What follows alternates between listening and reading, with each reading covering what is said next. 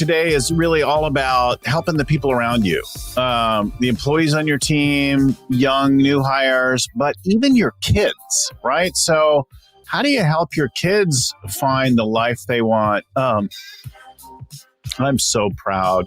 My daughter's working with one of the top producers in the music industry. My son has all kinds of business interests. She lives in LA. He lives in New York, 21, 23. Their successes and things are already fantastic. What is it? How do we get that as entrepreneurs? How do we help people become who they need to be?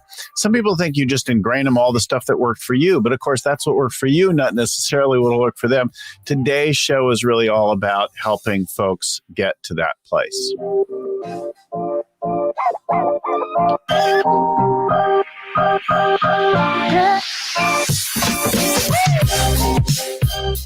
Oh, yeah. So welcome again to the Scaling Up Business Podcast. I'm your host and scaling coach, Bill Gallagher. We've done hundreds of shows like this now. We bring 3 shows a week, a tip show, a show with a special guest, and then a deep dive, getting real conversation with the CEO about the leadership lessons learned as they grew and developed their business. So that's all of that. You'll find all those shows and more at scalingcoach.com.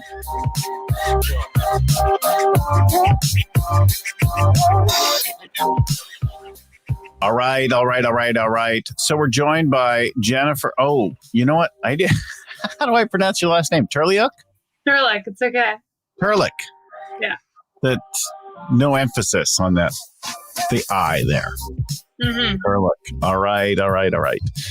So Jennifer, you're in a fine mood today. I can see. Well, I like this music. It's fun. Getting into it. All right. So we're going to talk today with Jennifer. So Jennifer came to our attention. She wrote an article for Forbes about her journey that just attracted thousands, over 1 million views, and has become a top trending author, speaker, entrepreneur. She works, well, I'll let her tell you more about all of that, but she's worked with developing people, helping them figure out where to go next in their life and what to do and like how to tap into what's special to them. She has some strong thoughts about it. I'm going to let you tell a little bit of your kind of own story because I think that's a good leading one. Then we'll talk about some of the people that you work with. Welcome to the show. Oh, thanks so much for having me. So where are you today? Where today? Are we connected from? Yeah. Where are you now? I'm actually in Burlington, Ontario. I'm visiting my parents right now. Awesome. And did you have to do that whole 10-day countdown of COVID jail?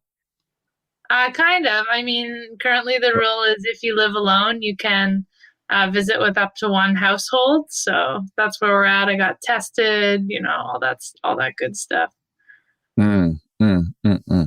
Well, we just had a family gathering here, and as I speak, and the majority of the adults, the vast, there was only one of our visitors in our family who wasn't vaccinated now, and they have already had COVID. So they just had a negative test to come visit us, and they live alone.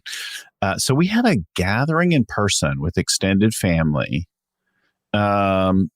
without anxiety. And that was remarkable. And I know that probably the vast majority of our listeners aren't in that position yet. And so I don't want to be snotty about it, but it is coming. It is a sweet feeling.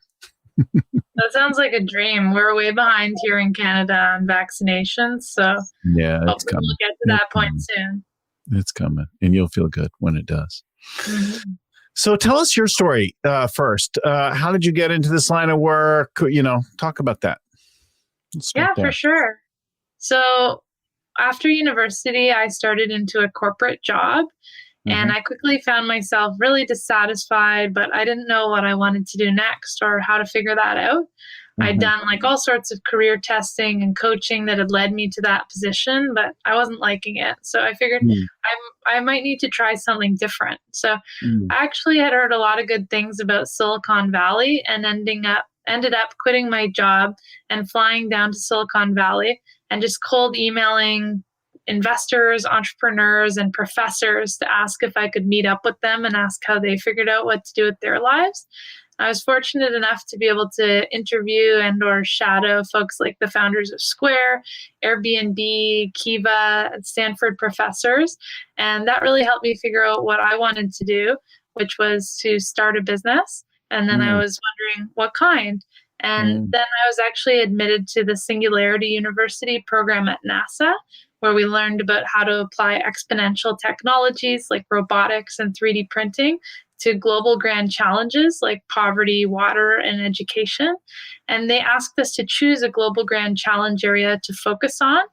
And I came across a quote from Nelson Mandela that said, "Education is the most powerful weapon you can use to transform the world."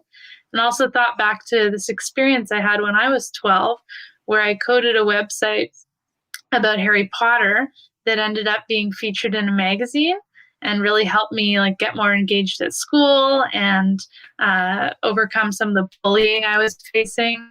And I thought, well, what if I could provide experiences like that to kids and bring some of the lessons from Singularity University to kids? And that's when I got started with Maker Kids. And we started the first makerspace for kids in the world. And today we run award-winning virtual programs, camps, and parties on coding, robotics, and Minecraft that help kids develop confidence, social skills, resilience, and a positive relationship with technology. So kids have started businesses, won prizes from NASA, and excitingly have had many positive mental health outcomes as well. So that's where we are today. Isn't that really cool? And so when did you go through Singularity program? That was in 2012. Oh yeah, so a little while ago. Really good. And did you spend time with Salim Ismail while you were there? Yeah, Salim's a good friend of mine, and his child has been in our Maker Kids programs for years. So then you know Lily too. Absolutely, yeah. They're good friends of mine. Isn't that awesome? Well, Salim and Lily both coached people in a leadership program I was leading years ago, and then I coached them on coaching people and in their projects and that kind of thing. So I know them both really well, and I miss them now that they're up in Toronto and like that. But yeah, they're really nice people. That's fantastic. So then you're taking that out now and you're doing that with other people. So talk to us about some of those. I know as we got ready for the show, you talked about some of that. One of the stories you shared was about a 10-year-old in a robotics class who wanted a laptop. And talk about that a little bit. Tell us, who's this kid? What's the deal? His name was Alex. Is Alex, and he was 10 years old at the time. And he was in our robotics program. And he said, "Hey, I really want a laptop." And he was asking his mom if she could buy him a laptop. And she was sort of on the fence about it, didn't want to necessarily buy him one, but was open to him having one and using one. And we were talking and we said, well, what if you started a business that could help you make money to be able to buy your own laptop? And his mom was totally on board with this plan. And so after taking our robotics program, he started a business making audio speakers to sell to his neighbors, and also working on repairing the audio systems of his neighbors, like their pre-existing audio systems, to help start saving for a laptop. Wow. And so I'm guessing he got his laptop. I actually never heard if he ended up getting it or not.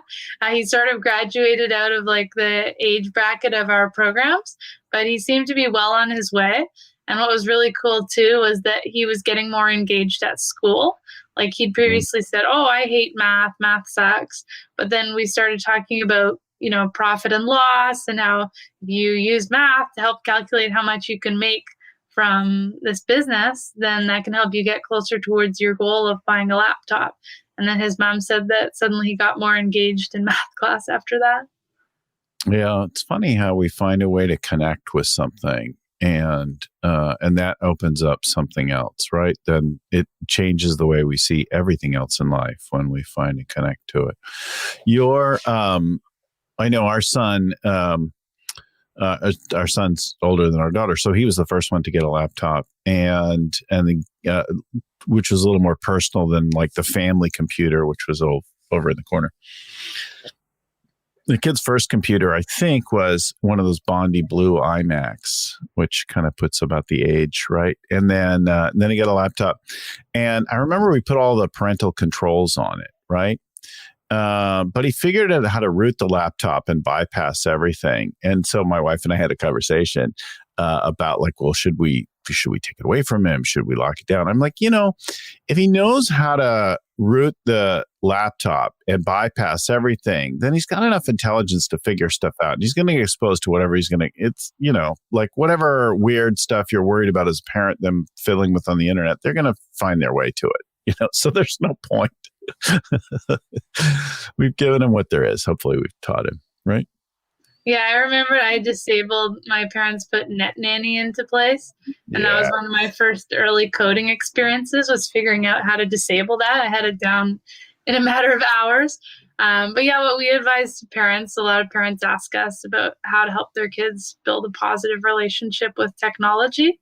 So we talk to them about, sitting with your child and, building things with them, like playing Minecraft with them, for example, if that's something they're interested in. So then you can see what they're doing, but it feels less like, hovering over them, but you're actually like playing with them, but at the same time realizing what it is they're doing. And then also setting out, like creating a set of rules together, ideally with your child, about what's safe to do on the internet and what's not, and really focusing on active screen time rather than passive screen time, because studies have shown that the detriments of screen time are way different based on whether it's passive consumption time or whether it's active creating time. So if you're going to set a weekly limit, setting it, differentiating that into the amount of time for passive consumption time and the amount of time for active creating time, which is ideally more than the passive consumption time. That's interesting. We thought a lot about that, and we worried about, should we be putting limits on it and that kind of thing. But both our kids use their somewhat unrestricted exposure to technology to very good professional ends and in really different directions. Our daughter became very skilled creatively, and our son became much more skilled in like math and coding and the more structured aspects of things, but really different. And yet, both a benefit of kind of being allowed to play and pursue what amused them, right? Yeah, that's amazing. It's all different in terms of how parents want to go about it, like setting limits versus not. But the fact is, eventually the kids are going to have unrestricted access. So it is good to like have them practice managing their screen life balance while they're with you, if possible, like you did. So talk about the work that you do with kids who have autism, ADHD, and that kind of thing, because that's a really challenging thing to deal with, and seems to be far more either prevalent or our awareness of it is increased these days, and our world is set up to be highly distracting. Yeah, it's so interesting because when we started out, our big focus was on teaching STEM skills, science, technology, engineering, and mathematics, and trying to close that gap or that shortage of tech-trained workers that the world is currently facing. But what started happening is we started having all these families sign up whose kids had, autism or ADHD, anxiety, and we were hearing from them that their kids were experiencing benefits from the programs. And we also heard that children's mental health professionals were referring kids to us because of the results that they've seen. So we're really interested in pioneering this area of technology therapy, kind of like art therapy or music therapy, but using technology for therapeutic benefit. For example, we recently ran a program in partnership with an autism organization. It was a Minecraft-based social skills group. And so in each session, the therapist from the autism organization would teach a social skill or a certain set of social skills. And then our instructor would lead Minecraft exercises. For those that don't know Minecraft, it's like this really cool game that's like Lego on your screen. And a lot of families I speak to say it's like the only video game they'll let their kid play, or it's also being taught as a subject in some European schools. So it's like a really cool program. So anyway, our instructor would teach some Minecraft exercises that would enable kids to practice those social skills they'd just been learning. And it was amazing. The autism organization had a therapist sit in on the sessions, like a second therapist, and they noticed results and outcomes as of the second class. So it's really neat. And I think where it comes from is it's an opportunity for kids to be recognized for creativity in an area they might not normally see as creative, like art, writing, or music, but now they realize they can, like engineering and coding and such, can be creative. It also allows them to feel power by creating something that other people can use when they're making something using technology, and they get to connect with like-minded friends. And when they're so engaged in something like a game or creating a game, they sometimes take more social skill risks that they then end up transferring to other parts of life. For example, we had some kids who unfortunately had a traumatic experience with an adult in their life years prior, who'd then never spoken to an adult other than their parents for many years. And then in our Minecraft programs, they were so engaged that without thinking about it, they said, "Hey, teacher, can you help me with this thing?" And the mom who was sitting on the sidelines burst into tears because it was the first time they'd spoken to adults other than their parents in a long time. And then they went on to speak to other adults after that. So lots of really cool outcomes, kids attending their first camp and being able to successfully go through a week of camp for the first time, and then going to other camps, and many other cool stories. Really cool. You also talked about playing with not just Minecraft, but also AI chatbots. Tell us about that. Yeah, well, since AI is becoming such a big thing and will continue to, we've been teaching kids AI through our coding program a little bit. So kids have been building chatbots. For example, a popular one is all around favorite color. So one kid's chatbot would say, "What's your favorite color?" "Oh, red? Cool, that's my favorite color too. Want to see a picture of my cat?" Or, "What's your favorite color?" "Oh, blue? Cool, mine's red. Want to see a picture of my cat?" So they love creating these chatbots and interacting with each other's chatbots. Playing with it, seeing how far they can take it. Yeah, definitely. Now, they come up with anything besides their cat? I mean, cats is a certainly popular aspect of it. They also code video games and websites. We've had even one kid made a website for his dad's business. So that was pretty cool. And they've made really cool robotics projects too, like making night lights that light up when it gets dark, making smart houses where there's like a little fan inside and an LED light inside and all the elements you'd see in a house. Lots of cool creations for sure. Your so what ages are you working with? Ages 6 to 13.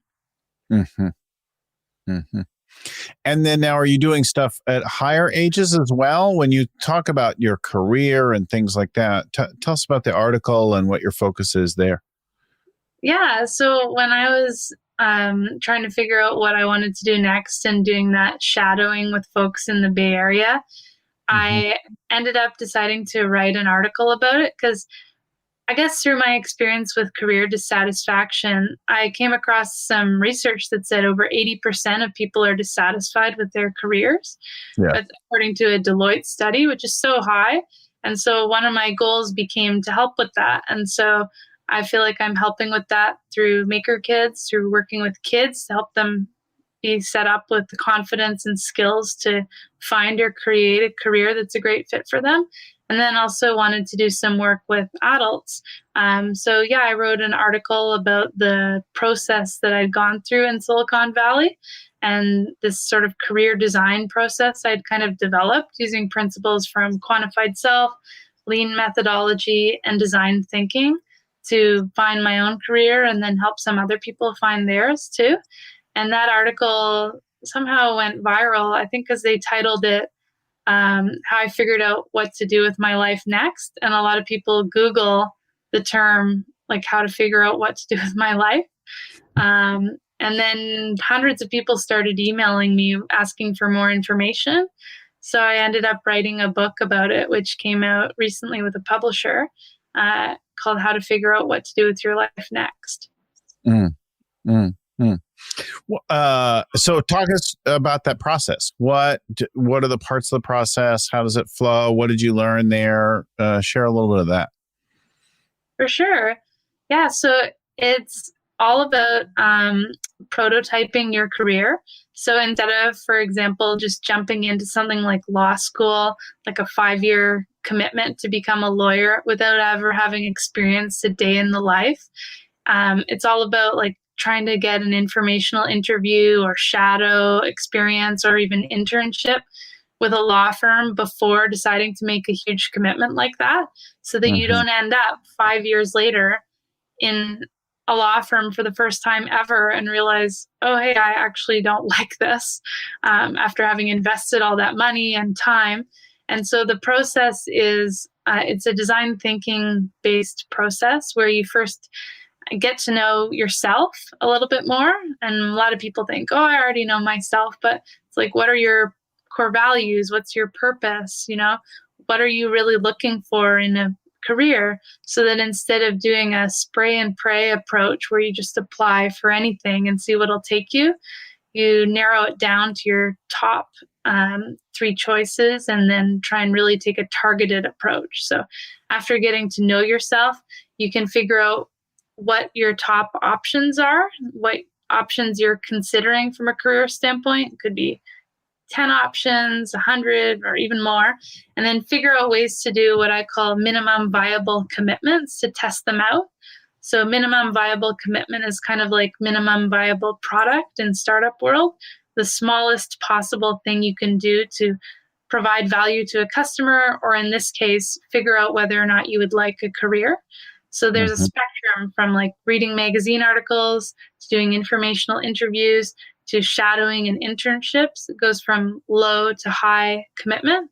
So you can start with low commitment for each of the options you're considering, and then narrow them down if you find something out about them that you're not interested in, and then get more into higher commitments to then narrow down, and at each stage narrow down options, or maybe even keep the same options till you get to your top 3, and then figure out how to make yourself the best candidate for those positions, or to create your own position through entrepreneurship. So that's kind of an overview of the process. Now, in your process, how do you get the initial brainstorm list? Where do the ideas come from for what I might even want to do or think about being on that list? That's a great question. So it's partly from that know yourself experience where you can, get to deeply know yourself through things like meditation, digital detoxes, 360-degree reviews, career counseling, career tests, that sort of thing. And then once you know yourself a bit more, setting out a list of what criteria you're looking for in a position, such as, size of company, everything from, casual versus formal environment, how good you are at a position, how much you like it, how much you can make at it, how much it helps the world, and then do research to brainstorm what sorts of positions might be a fit through doing online research, informational interviews, LinkedIn, all sorts of different things to figure out, A, what you might have already been thinking of that might be an option, and B, what are some things out there that you might not have heard of before. There's a book I often recommend to people in this. So some of those things apply really well for and sound like things that someone would do in the early stages of their career. They've worked through some things. There's a reflection, so a kid, a young person might not think about a 360 interview, right? But you could actually think about and talk to your friends and teachers and others about who you are. So thinking about that idea applied at each stage of life, so early in a career, mid-career, or even for a very young person, thinking about who you are, what you love best. The book that I often recommend is What Color Is Your Parachute? And it's been actually many years since I read that book initially. And I'll bastardize it. But here's what I remember decades later is that it really had you reflect on different memories, experiences, projects, initiatives, undertakings of your life, and then think about not only what they were, but who you were in them, what kinds of strengths you relied on, what parts of things you loved. And a lot of people have asked me, like, how my career was so varied. How come I worked in so many different industries at different levels. And I think a lot of it was that. It was like that mish of like, well, I could do this because this has that and that and that and that, and it connects together in this way. And not only could I see it for myself, but I could make the case for it. I'm speaking isn't hard for me. But I think that ability to like reflect on that you're speaking to there, look across all these different things, and you might see some little project or some side thing or even a nonprofit thing that you did that might make you think of something for your like for-profit or your career or entrepreneurial pursuit, right? Oh, yeah, definitely. Yeah, I have a list of questions that I like to go through and suggest people to go through that's in the book. Thinking back to what did you love to do when you were a kid? What are some key themes that have come up throughout your life? How do you want the world to be different when you pass away? Like all sorts of different questions to help generate some of those ideas. And for kids, yeah, there's great opportunities for them to do things like take your kid to work day. There's different programs where they have the opportunity to get more exposure to industry. I think it's great too how a lot of schools and universities have started to do more like hands-on projects with companies so that students can start to get a better understanding of what work is actually like and what sorts of roles they might like. And also it's really key for them to be equipped with the skills and mindsets to be able to then go on to achieve the roles that they might be interested in. You know, it's interesting. I think about you're reminding me of different childhood experiences, but and there were four big adult like work things that I can remember right off, where I spent an appreciable amount of time in a particular sort of band. There was my grandfather on my dad's side, who was a banker, and he ran a bank branch division or something like that. He had a couple different jobs. And I remember going to them, and it was very formal and austere, and I didn't get to do a whole lot. I just sort of observed things, and I was amused by the things he had in his office. As I got older, I wasn't allowed to do much. But by not getting hands-on with much of anything, you know, I didn't come away with a whole lot. I remember it was big formal. It was very cold and not particularly friendly. And then, you know, and I remember the lesson of compounding interest and how important it was to like save money and not have credit cards or debt and that kind of thing. Those are things that he mainly taught. Then my grandmother, also on my dad's side, she ran a print shop at a university. And I remember going over there, and I loved the machinery and the working, and that they produce stuff. And I got to learn the offset printing and the Xerox process and all those things. And then I would like ride my skateboard around the UCLA campus and like that, right? But I had like a very different, much more ingrained thing there because I could touch and interact with things, whether it's delivering jobs or helping with things and so on. My grandfather, on my mom's side, was an attorney. And when I was a kid, he mostly had a private practice with a couple other attorneys. And one of the key jobs that I did and many of the cousins did was be a runner. So you'd take papers over to get filed and stamped and bring back and forth and so. But it gave me a window into like what the lawyer's office was like and the movement of papers and filing. It was fascinating and engaging, you know. And I didn't become a lawyer. So clearly I didn't get deep enough, or it didn't resonate with me. My dad was an entrepreneur and a author and also a college professor.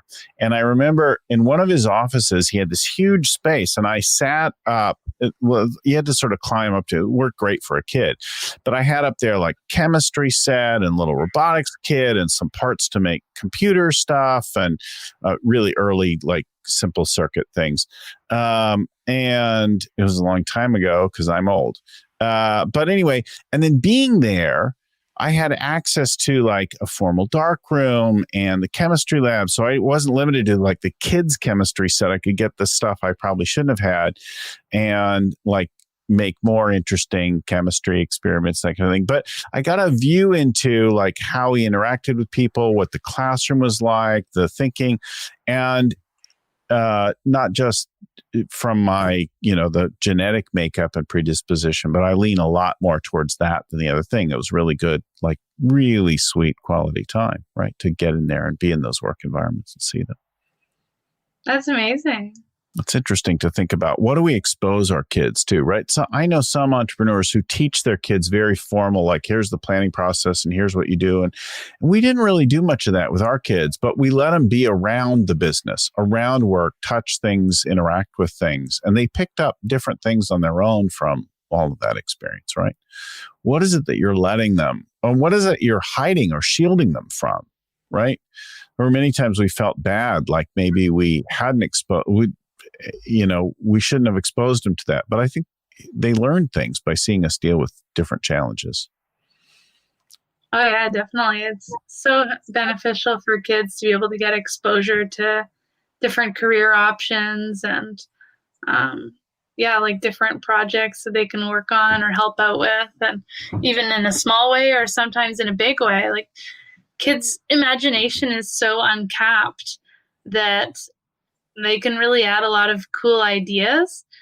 For example, listeners may have heard of the marshmallow challenge, where you have spaghetti sticks and try and build the biggest tower, the tallest tower to put the marshmallow on top. And kids in kindergarten actually outperform MBA students because they are just trying and experimenting, whereas the MBA students are planning it out and they don't end up finishing sometimes within the allotted time. So we've seen kids come up with like remarkable innovation ideas, and it's so cool to see them like have the technologies and ability to actually bring them to life and think about how that might change the world. I even had a student go do a talk on my behalf. It was a panel with the VP of Pearson Education. I just wasn't available. I was double booked. So I had a high school co-op student who was working with us go take my place on the panel. And he did such a great job. No one even knew. And then partway through, like during the Q&A, he said something like, oh yeah, at my high school this, or like my high school teacher that, and I'm currently a high school student. And apparently the whole audience gasped because they had no idea. Isn't that cool? Isn't that cool? Yeah. That's really cool. I think it's so the key, you could go look up this, is it called Marshmallow Challenge? I think so, yeah. You could probably Google that or go search on YouTube for that and you probably find it. But it's interesting that kids will brainstorm and iterate on things and be building things all the way through, whereas the MBA students try to divide up teams and choose roles and figure out who's in control and who's doing what, and they'll think about the strengths, and that's nice and really well suited to sort of longer term or more complex challenges, but sometimes you miss the opportunity right in front of you there. And certainly with that particular challenge, kids do better than adults with it, right? Yeah, absolutely. Jockeying for position, building their fiefdom for their 15-minute exercise. Yeah. It's amazing when kids get in there with something like Minecraft or blocks or robotics. They're just building right away. And I feel like, as adults, sometimes that whole, just ability to paint and not worry what it looks like or whether you're good at it or not, or something gets taken away a little bit. And so it seems like kids have more of a bit of an uncapped imagination. They don't have limits that have been placed on them or that they've placed on themselves, and then they can build anything. And it's interesting too to, like, as an adult, put yourself back in that place and think from a child's mindset sometimes. Mm, mm. I think there are things that we often forget that we loved as kids. And two things that really stood out for me that you were talking that apply not just to the young people and the kids in our lives that we're trying to develop, but also to ourselves. What do you want to be remembered for at the end of your life, after you're gone? What do you want to leave different in the world out of your having, chewed up a lifetime here? And what do you actually love doing? Right? There are things, and we think about our strengths a lot.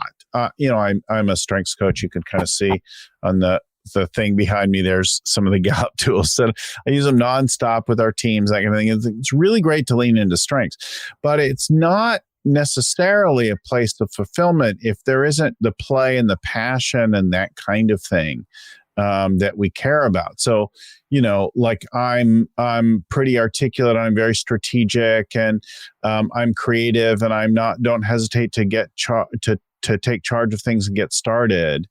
But what gives me satisfaction is working with other people. If I only look at my strengths, like relationship stuff is pretty low on my overall thing. It actually takes some effort and some cultivation. But when I contribute to and work with other people and take a minute to actually connect, I'm happy, right? I'm satisfied and fulfilled. And then I like playing with things in different ways. I like music. I like skateboarding. I like surfing. I like flying airplanes. I like sailing. These are things that are playful and if I can bring all those things together, then I really feel like I'm living in the zone, right? I'm like doing what I meant to do. But it's hard to think of that. Like a lot of times we suffer through some shit all week long, and then we get drunk and go play on the weekend. But if somehow you could combine that stuff, wow, you'd be living a different kind of life, right? Yeah, absolutely. I read in this book, The Monk and the Riddle by Robin Sharma, that there's 3 ways to view work. One is work to live, where you're working to get money to then go do fun stuff on the side. Another is as a stepping stone, where you're, doing something to get to another career. And then the third is as a calling, where this is your contribution and your gift to the world. And I think it's so key to bring elements of fun and play to work. Because, yeah, exactly what you were saying. Like, one of my top marks in university was accounting. I was really good at it, but I don't like doing it. So that wasn't like a good fit for me to go on. So I think it's really that mix of, what you like to do, what you're good at, what you can make money at, and what helps the world. And then being able to bring different aspects, like a portfolio of careers and passions that all together fuel your life. I'm a sailor too, by the way. Nice. What kind of sailing do you do? These days, keel boats. Yeah. Mm-hmm.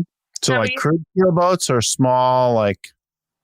Last summer, for my pandemic splurge, my friend and I bought a 26-foot Grampian keel boat. So that's what we were sailing and playing around with. Nice. And lake or ocean? Lake, yeah. Like day sailing on the lake kind of thing. That's fun. Yeah, day sailing. Staying overnight on it. That's sort of yeah. A little floating cottage, so to speak, especially because we weren't supposed to leave our cities because of COVID. So that was like a good way to stay within the city, but also have a little escape. Well, you can't be Canadian without a cottage. I guess so, yeah. I mean, that was a floating cottage for now, but eventually. Now, in the off season, it gets pretty cold up there compared to, say, southern U.S. So you probably haven't been in it in some months now, right? Yeah, I haven't. No, in the winter, it's like sort of closed, it's, we have to bring it out of the water, and then some people put bubbles on it or put a heater inside, but we didn't really do that.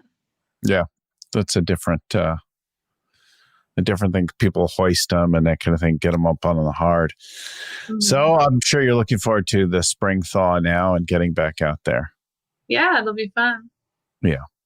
I think the other thing I think is so much like in this play and exploration, What could you do? Where could you go? What could you go? Where could you follow interest? This is really easy to do with young people, right? It's easy to throw them off to a camp or a class or that kind of thing and let them follow different interests and try real things in the world, like really interesting and different. What do they like to get their hands into and interact with? And, what places make them feel good? I feel good when I'm on the water and around the water, right? And I noticed I used to sail mostly larger keelboats, and we've gone lots of like longer family sailing vacations and things like that, and with other couples. And that became nearly impossible. The club that I rented from for years, I didn't own a boat, but I rented from this club, and shut down with the pandemic. And I'm like, I need to get on the water. So I took up this new kind of windsurfing thing called wing foiling, where you have a hydrofoil surfboard and a small handheld wing. And it's definitely tricky. But once you get going, it's very satisfying because you rip right along. I do that too. We just tried it on the snow for the first time this year. Did you? With like a board with skis with the wing? Yeah, with skis, because my family, we do like windsurfing and kiteboarding as well. And then wanted to try wing foiling. Seemed like the new hot thing and a little safer than kiteboarding and a little easier on the body than windsurfing. So wing foiling is super fun. I haven't tried it on the water yet, but I'm excited to this year. It's really humbling to get good at it. Hopefully this year I'll get good, but I can ride the foil, I can control the wing, and I can sort of jibe. I can't quite tack, right? But I'm getting the hang of it. And then when the wind died, because our wind dies over the winter, you get a couple of days here and there, but you don't get a lot of days. I also bought an electric foil. So now I have an e-foil surfboard that helps me to just be in my happy place on the. Oh, that's so cool. I haven't tried it. And are you on a foil board when you're wing foiling, or what kind of board are you on?